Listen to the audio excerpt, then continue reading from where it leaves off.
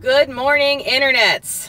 It's been a long time since I said those words. I have been out of vlogging for a while, guys, and for that I apologize. I actually had a couple of you send me messages on Twitter and on Facebook and even a couple of emails asking me where I'd been and if I was okay. And first of all, I want to thank you guys for that. It really meant a lot that some people who have never met me in person or spent any real time with me cared enough about me to check on me and see if I was okay. And that you guys cared enough about the content that I make that you were like, hey, we missed that. You should make some more of it. That meant a lot to me.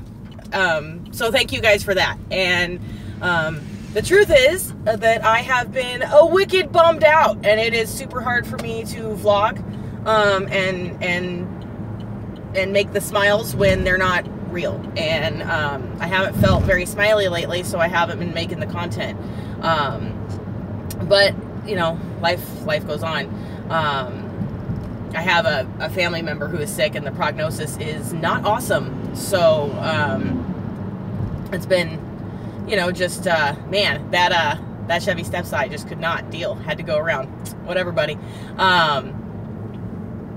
Anyway, I've just been, you know, struggling super hard with all that, and but today I got some news, and I'd like to get back at it. So here is the news. They're killing my car! Yeah! So, if you drive a Volt, be happy that you got one, because you're not going to make them anymore. After March 2019, this car is no longer going to be in production, and by this car I mean the second gen Volt, and never shall we have a third gen of the Volt. And I am so very sad. And there's a lot of reasons for this. This is big news, and this is a big problem. And maybe you've heard about it, but they're not really talking about the Volt because, well, frankly, it's a pretty small segment of GM's profits, and GM doesn't talk about its electric cars, which is garbage. But here's the deal. They are closing a bunch of different facilities. 15,000 people, 15,000 American auto workers are losing their jobs. Which is way bigger of a deal than me being sad that this platform is no longer being continued. But it's all interrelated. It's all part of this thing going on with GM and honestly all the our domestic auto manufacturers. During the 2016 campaign, Donald Trump went to Michigan and spoke to the people in these towns and said that they were not going to lose their jobs, and said that, you know, American auto manufacturing is going to be stronger than ever. And, you know, that talking ball of hair and Cheeto dust stood there and promised those hardworking Americans that they didn't have anything to fear, that they didn't need to sell their houses, that he would bring forth some sort of renaissance of American auto manufacturing. Now, those are my words, not his, because his words suck. And then, now that he's been president, we have these wonderful tariffs on the import of steel and other metals and base materials, basic commodities that are used to manufacture cars. Now, when they announced the tariffs, GM did say that the economic impact of these tariffs has been underestimated. They cautioned, saying that they were no longer, like, this is going to raise the cost of manufacturing several of their models of cars to the point where it's no longer profitable to make them, and that it would cost jobs. The current administration did not listen. Tariffs, you know, the tariffs are what the tariffs are, and surely enough, the profit margins are so greatly reduced on the Volt, the Cruze, and the Impala. Yeah, the Impala. That Chevrolet's not going to make them. Now, there are a couple of Cadillac models as well. The CX, RX. You know those new Caddy crossovers that are all letters and numbers? I'm not big up on the current Cadillac, so forgive me. But there's a couple of them, too, that are also on the chopping block. But the three that I know for sure from the Chevrolet line are the Chevy Cruze, the Chevy Volt, and the Impala. And in recent years, the Impala has been very nice. I don't think anything lives up to the original DNA of the Impala of, you know, that 6.4. But you know, the recent models, it's been a very nice, roomy sedan, and a beautifully trimmed, wonderful car. And the Cruise has been a really great and reliable compact car, very comfortable. I've rented one before. They're great. And then, of course, we have the Chevy Volt. I have personally saved hundreds at this point, and eventually, for the life of the vehicle, it will be thousands of gallons of gas that I did not burn because I drive a Chevy Volt. That's a lot of money I didn't spend, and that's a lot of carbon emissions that I did not put into the atmosphere because of this car. When I was a teacher, this car saved my life. The payment on the car was less than I was paying to keep fuel in my Passat when I was a teacher, and it was breaking us. The auto repairs and the cost of gasoline. I mean, it impacted my grocery budget when I was teaching. And adding the Volt to our life reduced those expenses to the point where there was even a little bit left over that we were able to spend at the grocery store. Now, that doesn't seem like a lot. Like, I'm just one person. This is just one person's experience of this one car. And I'm no longer a teacher.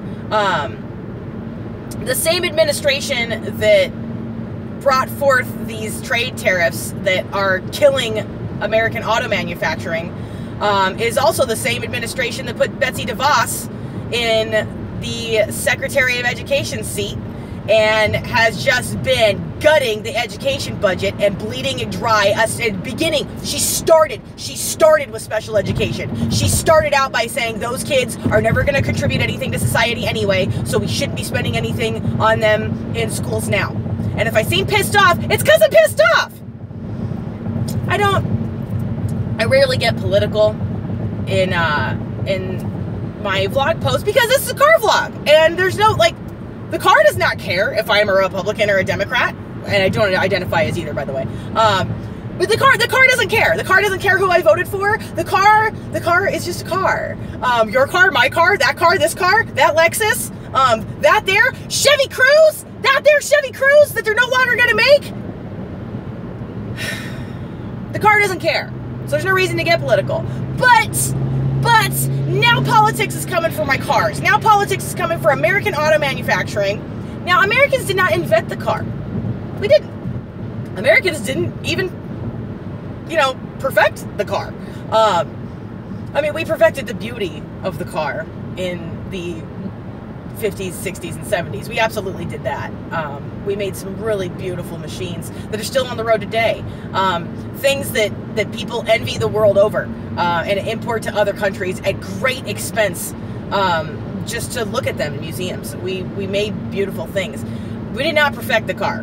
We did not invent the car. In fact, I think the Germans did both of those things. But we did perfect car culture. We did create an interstate highway system on this great continent that during the post-war era, Americans flocked to. Gas was cheap and cars were huge, and people packed their families in them and drove all over America and got to know the continent that they lived on. They saw more than just their own hometown and their own state. And American auto manufacturing is what did that for us.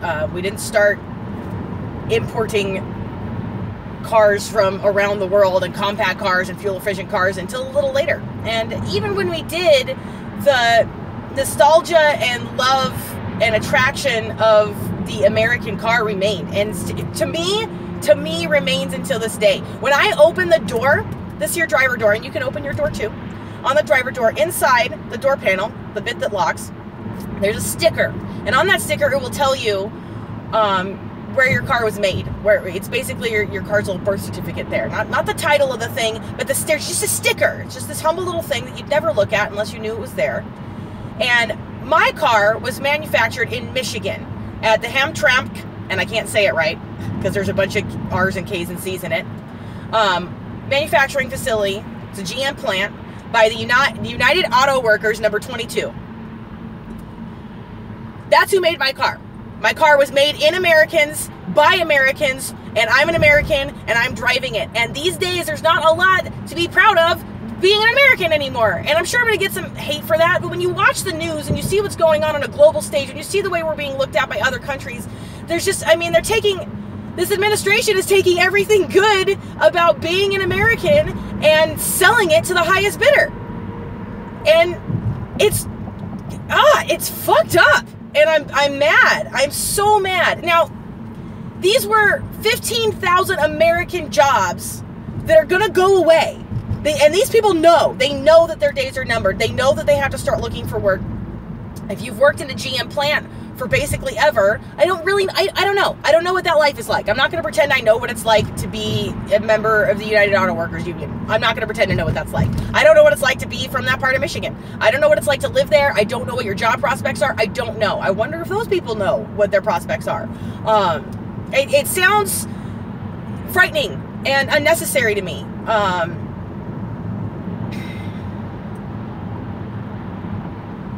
I don't know. I don't know, guys. This is not good. And there's not going to be any more compact cars made in America. This is another thing you need to be aware of, because Ford has killed all of its compact sedans, are going away. The Cruze is gone. The Volt is gone. Compact cars, if you want a compact car, you're going to have to buy Toyota, Kia, Honda, Hyundai. You're going to have to buy Nissan. If you want a compact car, you're not going to be able to get one that was made in America. Now, there's nothing wrong with Toyota, Hyundai, Honda, Nissan. There's nothing wrong with them at all. They make wonderful cars. In fact, I don't think Nissan makes a bad car. However, what if if you need a compact car in your life and you want to buy American, now the only option that you're going to have is to buy something used. And the longer we go, the older those used cars are going to get.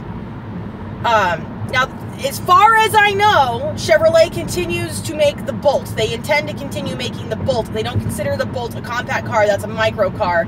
And they are refocusing efforts on EVs. They did say that. So I am happy about that. If they killed the Volt and the Bolt in one fell swoop, I don't know if my little heart would have been able to take it.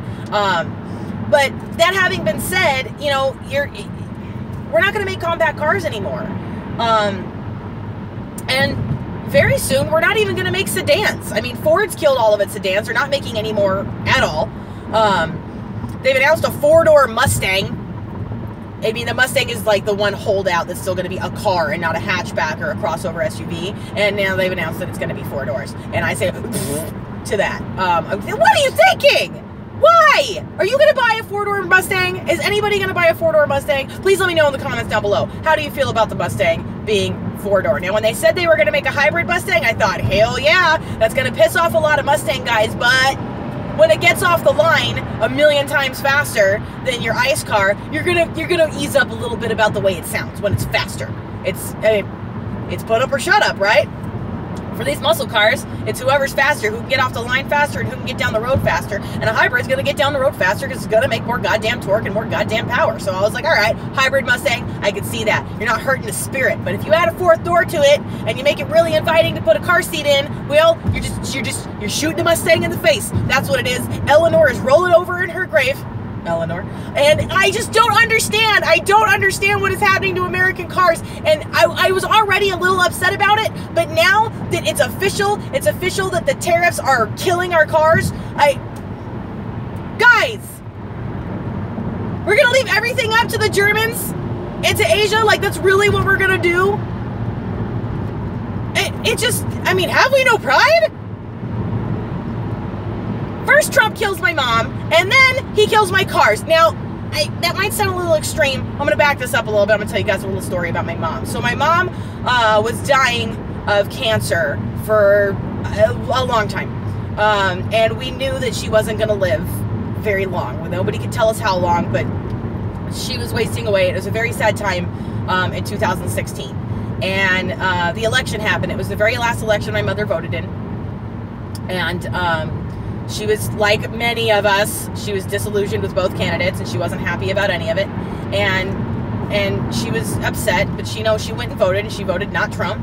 And the election results came in, and we found out Trump was going to be the next president of the United States. And I knew what that meant for education as a teacher at the time, and I was inconsolable. And my sister had she has a baby daughter, and she's like, oh my God, we elected the pussy grabber. Are you kidding me? And if that makes you uncomfortable when I say it, remember that I'm not the first one that said it. If you think it's unladylike and gross for me to say pussy grabber, remember that the president said that it's okay to grab us by the pussy. And if that makes you gross and ew and squirmy, remember those aren't my words. Those are his words. So anyway, I'm talking to my mom. I'm like, Mom, how do you feel? You know? And she was a funny woman. And she was a sweet person. She never, I mean, she didn't have a mean streak at all. And she knew that she was dying. And she goes, you know, I'm very sad, and I think I just don't want to live. You know what? In fact, I refuse. I refuse to live in an America where Donald Trump is president. And Casey, I love you, and I love you guys, and I wish I could stay. I wish I could stay. If I get a little emotional right now, I'm sorry. I wish I could stay. But, if I have to go, I'm glad I'm not going to see Trump be president, because I think it's going to be a disaster. And that was, you know, on election night that she and I had that conversation. And of course we talked every day until she was too weak to speak. My dad gave me the call that my mom died on Inauguration Day while he was being sworn into office was when my mom passed. She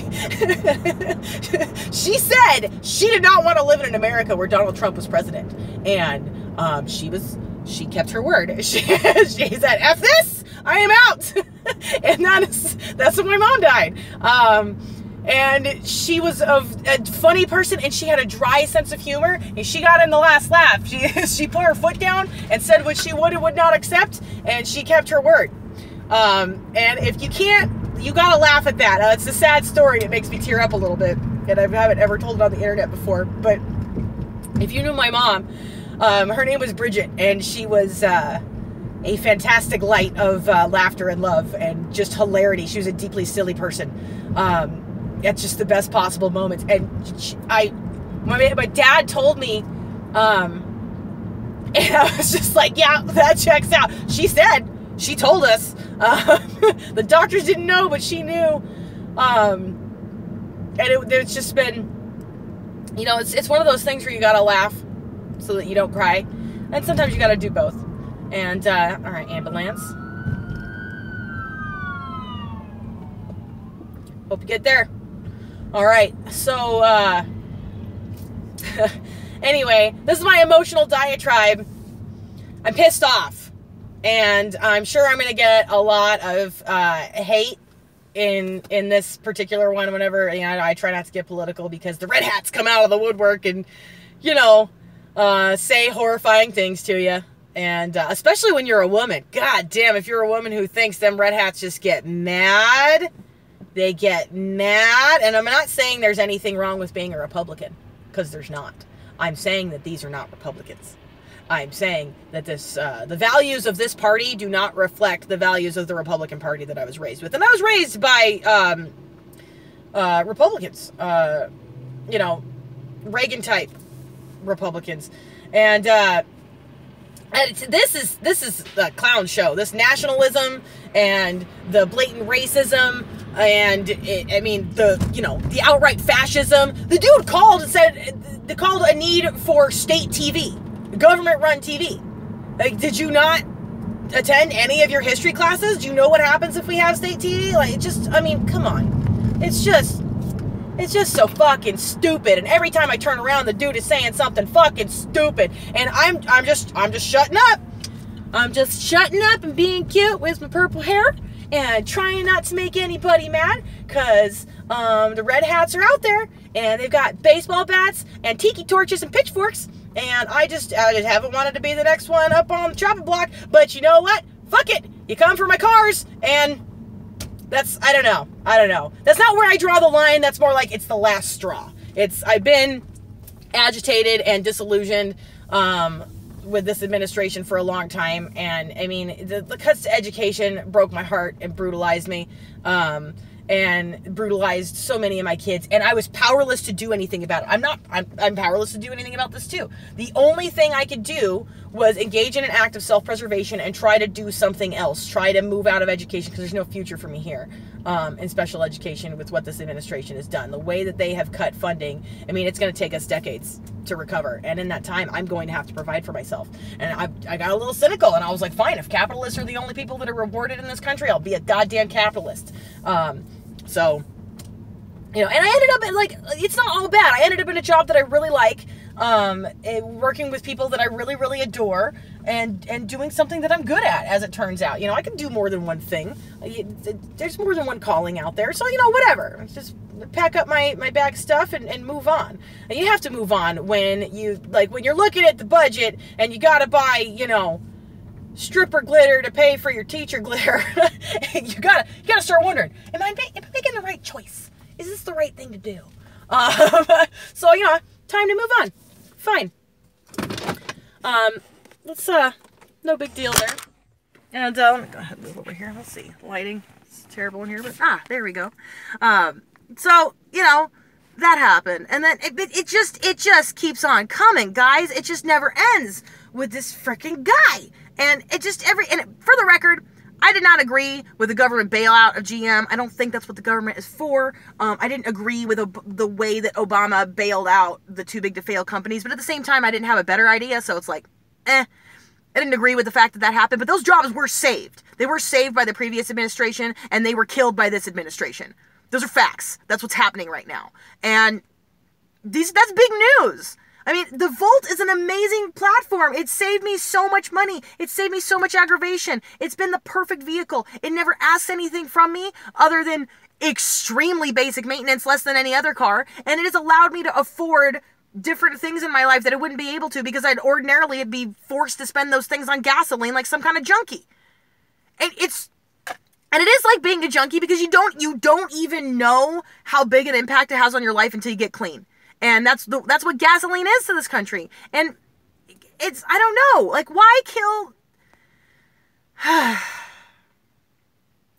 I know it's not just the Volt. It's also the Impala. It's also the Cruise. It's also that couple of Caddies. I know it's not just my car, but I feel like this is going to have one of the bigger impacts, not only on GM, but on Americans at large. So I don't know. I want to know what you guys think in the comments down below. Now, all that having been said, I am back. Thank you again, those of you who checked on me and told me that you cared about my content, you cared about my videos, and you wanted me to come back. I'm going to come back. I might be a little less bright and shiny and sparkly than I used to be because, well, I'm going through some shit right now. And there's, I don't want to fake it. Life's hard right now. It's not all bad. I have a wonderful husband. I have a wonderful family, first and foremost, and I'm grateful for them every day, and I'm grateful for my job. There's just some stuff we're all going through collectively as a tribe that is unfortunate and difficult, and I kind of let that keep me quiet because I thought that nobody wanted to hear me be sad, but I'm sad. And so if you guys really want me and my content, then I'll be here, but I might just be kind of sad and sort of angry while I'm making it. And if that's okay with you guys, then I'll keep making it. Oh, look, that's a real smile. Not a fake smile. So that's a good place to end it right there, guys. Thank you so much for watching. If this is your first time on the channel, please consider subscribing right over here. Here's some other things I think you'll enjoy right down here. My name is Katherine. This is EVs of Nevada. Please remember to like, subscribe, and smile, even when the president's a goddamn jackass.